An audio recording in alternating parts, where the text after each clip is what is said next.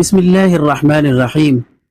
قال رسول الله صلى الله عليه وسلم: علموا الصبي الصلاة ابن 7 سنين واضربوه عليها ابن 10. قال رسول الله صلى الله عليه وسلم: علموا الصبي الصلاة ابن 7 سنين واضربوه عليها ابن 10. رسول اللہ صلی اللہ علیہ وسلم نے ارشاد فرمایا، 7 برس کے بچے کو نماز سکھاؤ.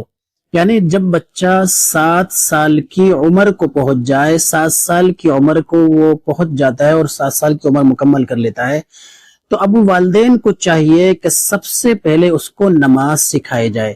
اگر والدین کو نماز نہیں آتی تو اس کو کسی معلم کے حوالے کر دیا جائے، کسی ایسے عالم کے حوالے کر دیا جائے جو اس کو 7 برس ہونے کے بعد نماز سکھائے.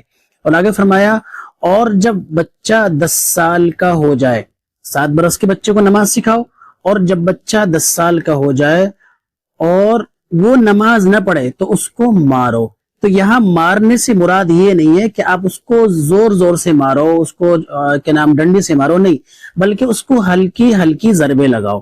تو اللہ کے نبی علیہ الصلوۃ والسلام نے ارشاد فرمایا، جب بچہ 7 سال کا ہو جائے تو اس کو نماز سکھاؤ، اور 10 برس کے بچے کو نماز نہ پڑھنے پر مارو. یعنی مارنے کا مطلب یہ نہیں کہ اس کو آپ شدید طریقے سے مارو، زور سے مارو، بلکہ اس کو آہستہ آہستہ ضربے لگاؤ تاکہ وہ نماز کا عادی بن جائے.